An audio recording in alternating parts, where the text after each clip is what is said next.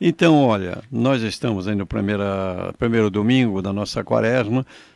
São 4 domingos e depois nós entramos naturalmente na Semana Santa. Quer dizer, a coisa está chegando já perto da nossa Páscoa.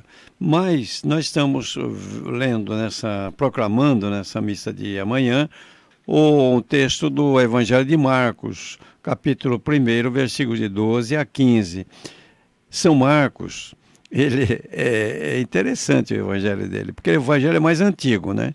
Desses que estão escritos, o evangelho é mais antigo. Então, ele tem trechos que ele é rapidíssimo. E tem trechos que ele descreve, né? Por exemplo, a morte de João Batista é o que descreve em detalhes, né? E outros trechos também. Mas outros, ele passa assim, de repente. Então, nós temos aqui, no nosso domingo, as tentações de Jesus. E é curioso, né? São Lucas e São Mateus, eles contam como é que Jesus foi tentado, sobre o que Jesus foi tentado, e o Marcos não.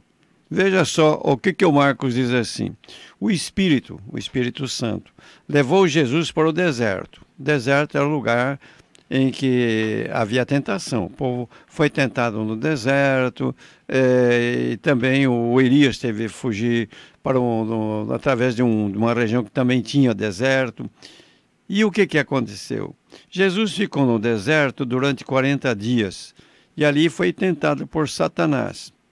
Ele não diz no que foi a tentação de Jesus, mas nós sabemos pelos outros evangelhos, ele também aqui suponho, vocês vão ver em seguida o que ele vai contar, que a tentação foi para desviar Jesus da missão dele. Jesus tinha uma missão. E Jesus recebeu essa missão quando veio a esse mundo. Foi enviado pelo Pai, com a missão de nos salvar, de nos libertar, de nos tornar filhos e filhas do Pai, irmãos e irmãs de Jesus, né? Herdeiros do céu, herdeiras do céu também. E o que ia acontecer? Era uma missão que ia trazer consequências. Ele ia ser morto e iria ressuscitar, subiria ao céu. Bom, a missão de Jesus é essa. Quando Jesus fez 30 anos, Jesus foi onde estava João Batista, no deserto de Judá.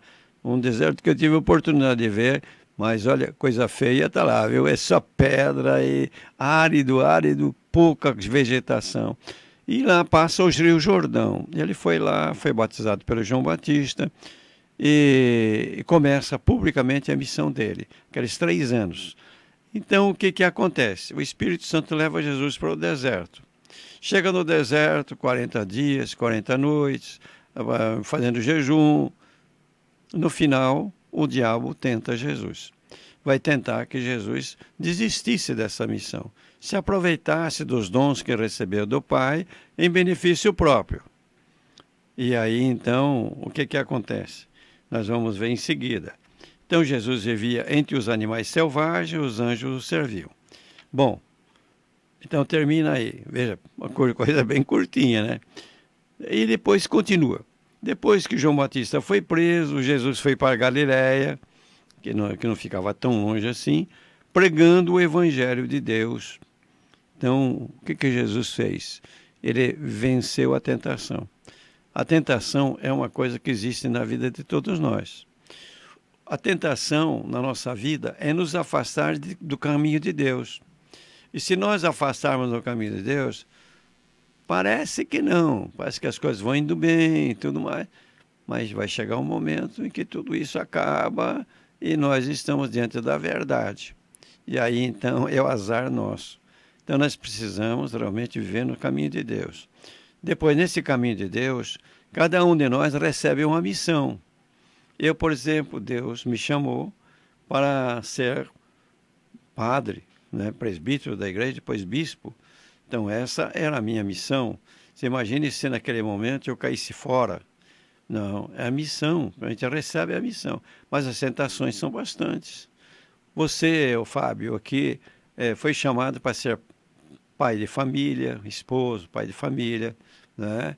A Érica está estudando ainda para ver qual é a missão dela, o que Deus quer dela. Quer dizer, nós temos de encontrar, então, o que Deus quer de nós. E nós vamos ser muito tentados para não ir por isso, não. Esse caminho que Deus está nos chamando. Foi o que aconteceu com Jesus. Jesus venceu. Está dizendo para nós, olha, vença, né? Às vezes custa. Às vezes tem de fazer até uma certa violência com a gente mesmo, gostaria de levar uma vida diferente, né? Mas aí tem de resistir. E a missão de Jesus começa pregando o Evangelho de Deus. Qual a missão de Jesus? Pregar o Evangelho de Deus. O que é Evangelho? É a boa notícia. Deus tem uma boa notícia. Qual é essa boa notícia que Jesus veio trazer para nós? Então diz assim, o tempo se completou. Quer dizer, o tempo de Deus estava chegando já à maturidade, quer dizer, estava chegando o tempo de Deus. E o reino de Deus está próximo. O reino de Deus. Então aqui vamos entender um pouco qual é a missão de Jesus, o reino, proclamar o reino de Deus.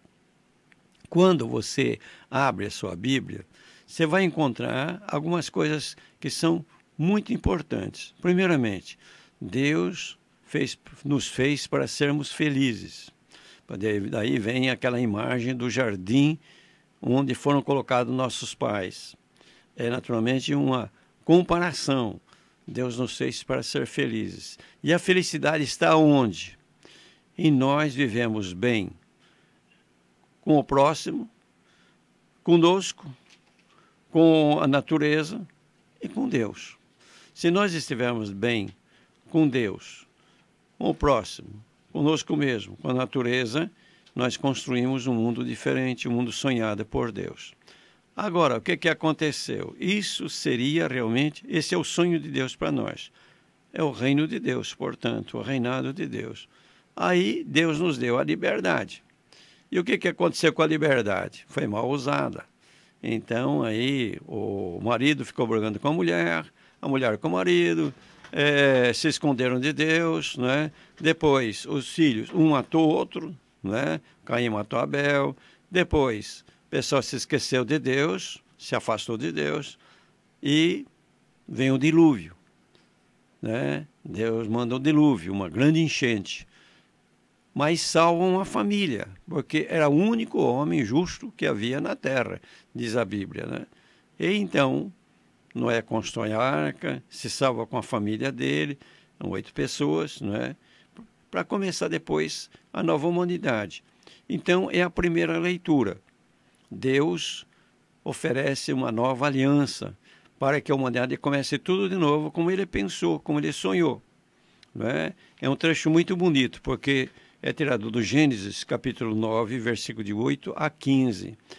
Então, aqui é depois do dilúvio. E depois que as águas também abaixaram. Então, o Noé, com os filhos, os animais todos, a bicharada toda, né? Saiu, ele ofereceu, fez um altar de pedra e ofereceu um cordeiro em honra de Deus. Daí Deus apareceu e disse, vou estabelecer minha aliança convosco e com vossa descendência e com toda a criação. Deus quer fazer uma nova aliança, ser nosso aliado. Então, qual era essa aliança que Deus ofereceu para a nova, aquela família que estava começando uma nova humanidade, como Deus queria?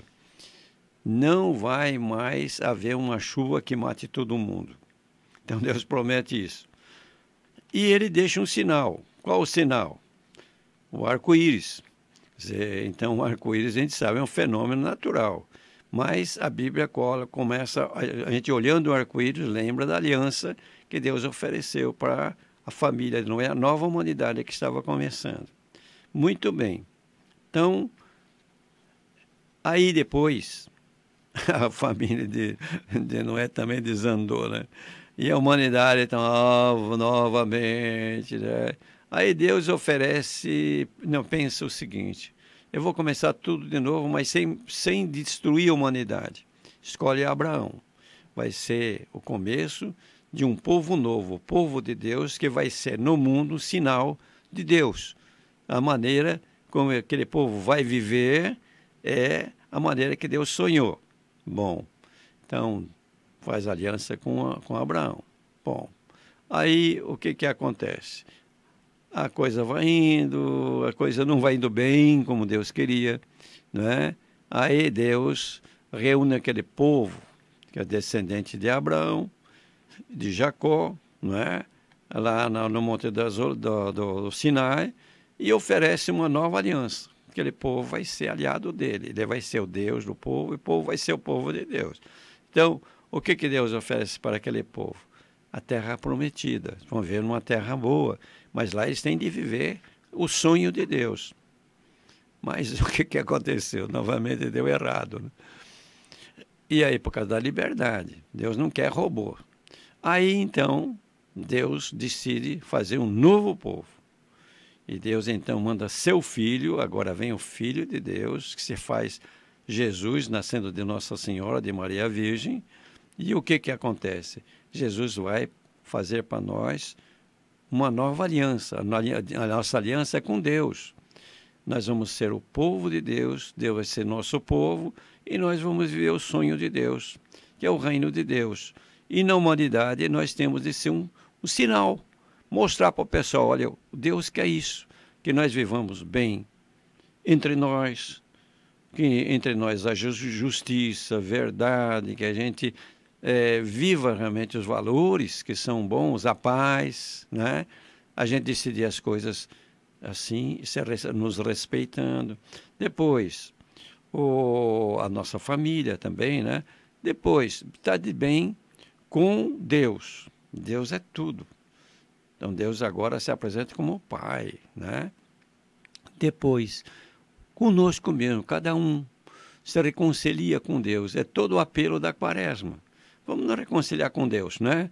Então, Deus é nosso Deus. Eu, às vezes, faço besteira na vida, mas Jesus, ele morreu por nós. Então, é a segunda leitura, que é tirada da primeira carta de Pedro, capítulo 3, versículo 18 a 22. Cristo morreu uma vez por todos, por causa dos pecados, o justo pelos injustos, a fim de nos conduzir a Deus. Sofreu a morte na sua existência humana, mas recebeu nova vida pelo Espírito, é ressuscitado. E depois, mais para frente, ele vai dizer, não é, o seguinte: nos dias em que Noé construía a arca, ele fala dos dias de Noé. O que ele vai dizer sobre Noé? A arca de Noé corresponde ao batismo, que é a vossa salvação. Então, todo aquele projeto de Deus para a gente estar bem com Deus, com os outros e com tudo, é o sangue de Cristo que se derrama para nós, sobre nós, no batismo, e nós então nascemos de novo, começamos a participar, a fazer parte desse povo de Deus, não é?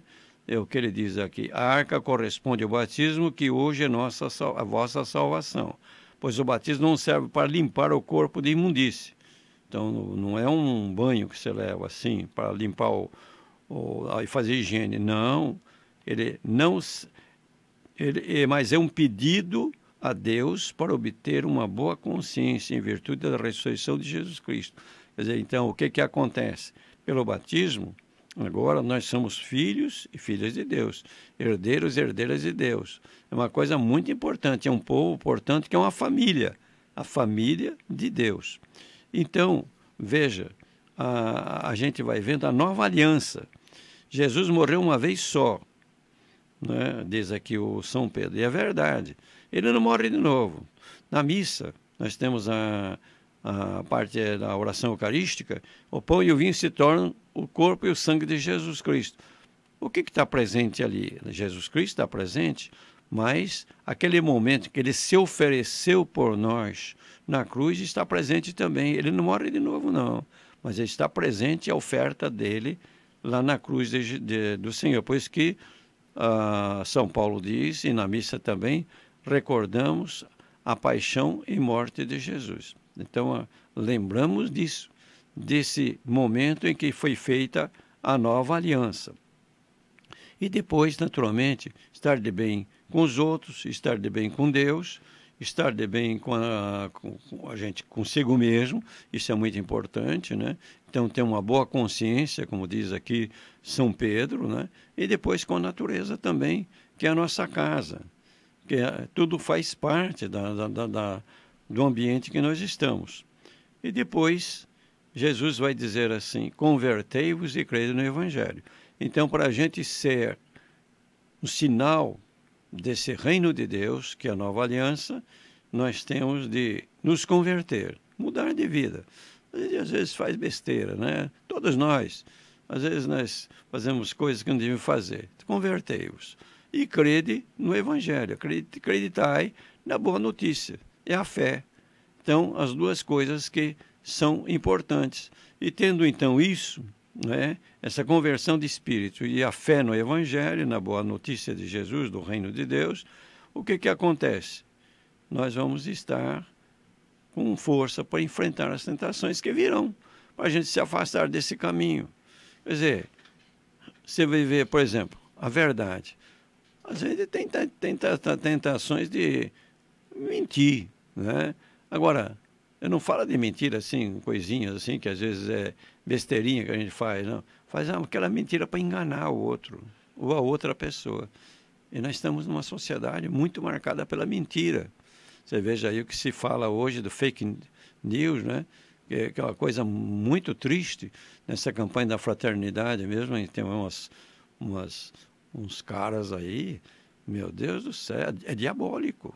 O diabo que divide. A tarefa do diabo é dividir. Você vê uma família, vai indo bem.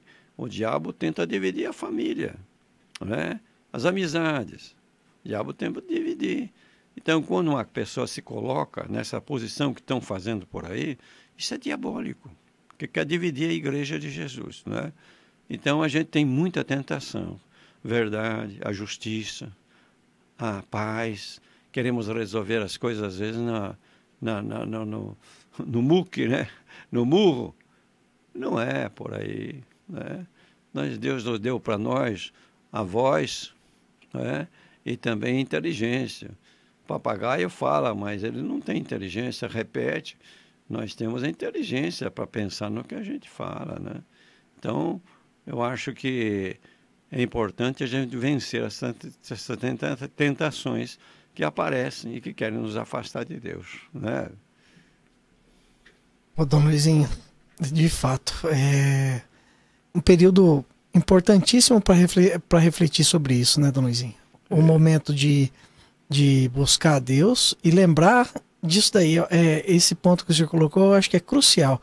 A tentação tenta nos afastar de Deus. Ela está ali para nos afastar de Deus. Exato. E quando nós entramos na quaresma, as cinzas são colocadas na nossa cabeça e é falada uma frase que normalmente é: convertei-vos e crede no Evangelho. Que é daqui. Justamente. De Marcos. De Marcos, é. Quer dizer, nós começamos a quaresma com a palavra convertei-vos. E converter é justamente chegar mais perto, né? Estar mais perto de Jesus, nos parecer mais, né? Estarmos mais envolvidos com a forma de Jesus ser. E a tentação vem justamente para nos afastar disso. Então é um momento de refletir sobre isso. E a gente tem que pensar, porque, olha, o mundo está muito agressivo, né? Às vezes pessoas que vêm na igreja, rezam, etc., né? Depois agridem os outros aí nas redes sociais e outras coisas, né? Com palavras pesadas, né? Parte logo para a agressão. O que é isso? Você é cristão ou não é? Você é cristão ou não é? Se você é cristão, você tem que respeitar o outro, tem que amar o outro.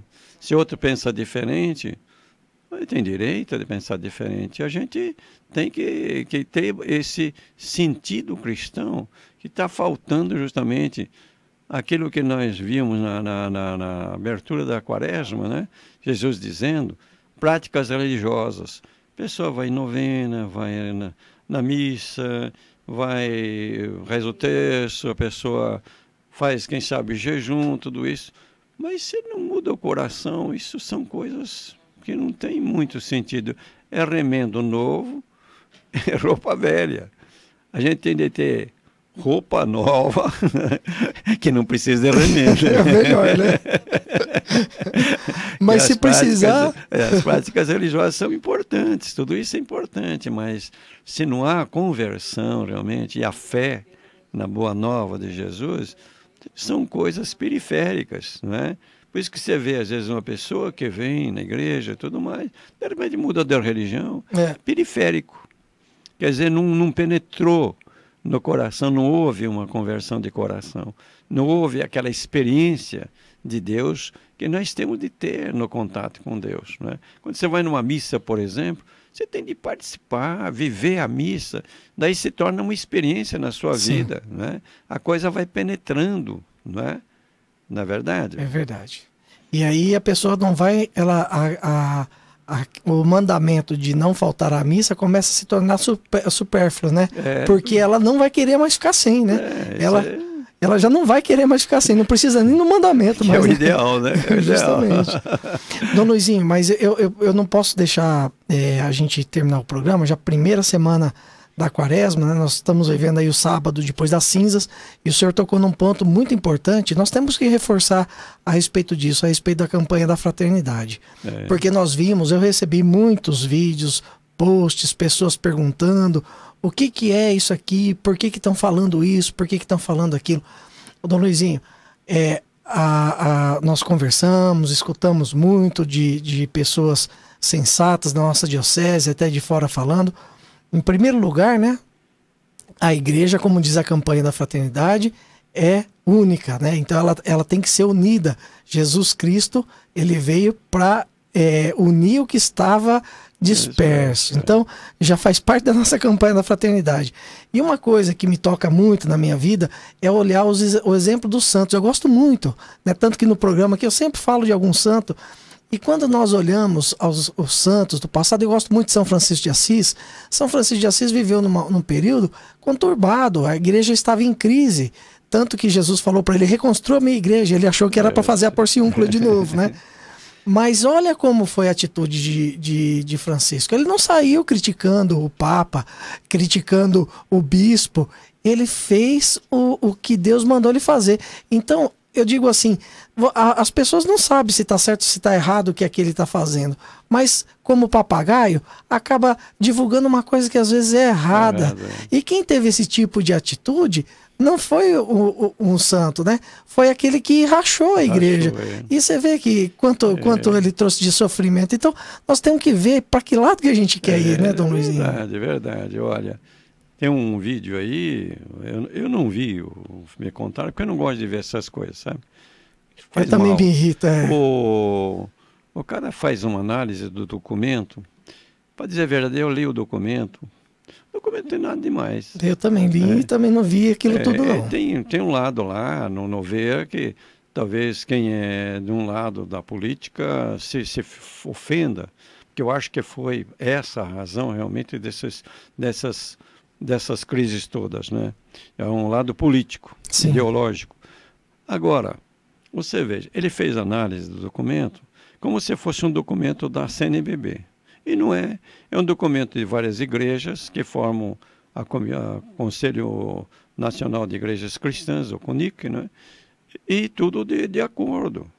Você pode ver que não tem, assim, nada não fala de Nossa Senhora, porque são igrejas, tem os protestantes que vê Nossa Senhora de outra maneira. Não fala de São José, mas claro.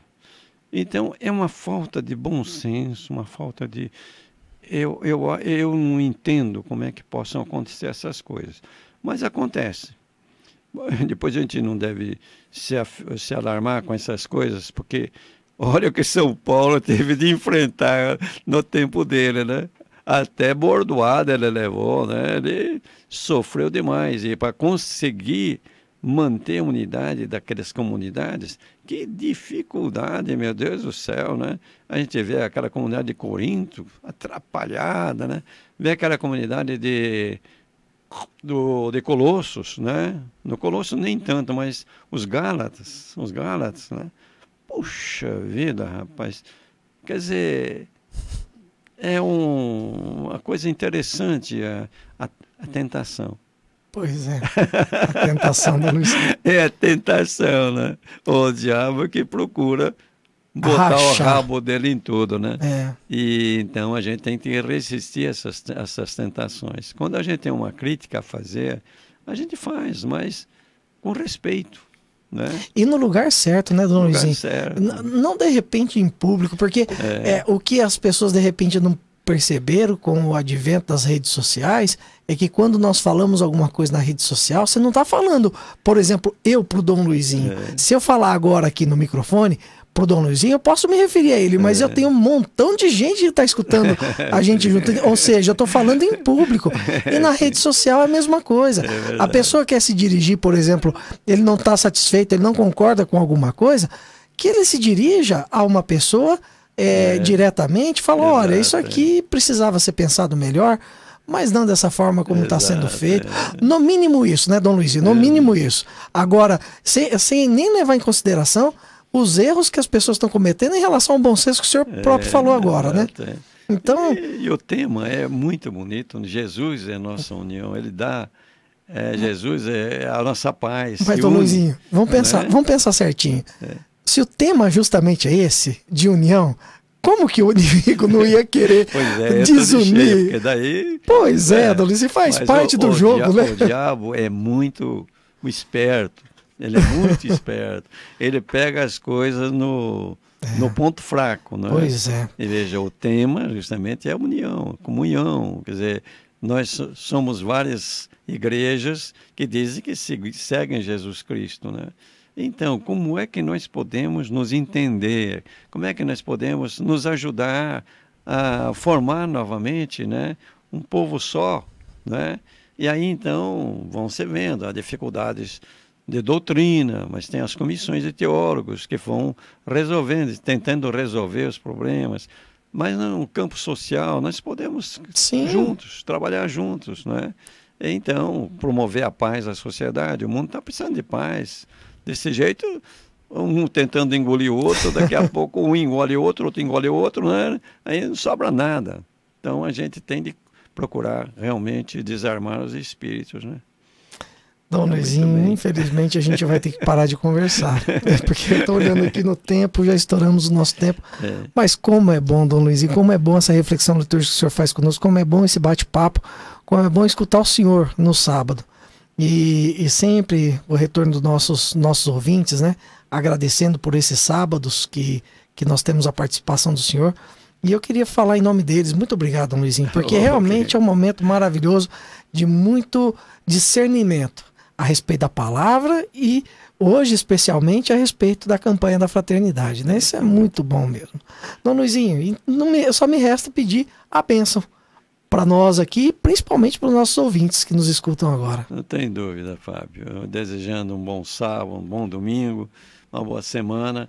O Senhor esteja convosco. Ele está no meio de nós. Nosso Senhor Jesus Cristo esteja diante de vós para vos guiar. Amém. Atrás de vós para vos proteger. Amém. E aos vossos lados para vos acompanhar. Amém. Pela intercessão da bem-aventurada sempre Virgem Maria, Mãe de Jesus e nossa mãezinha querida, de São José e de todos os santos, desça sobre vós a bênção de Deus Todo-Poderoso, Pai, Filho e Espírito Santo. Amém. Amém. E essa bênção permaneça para sempre. Amém.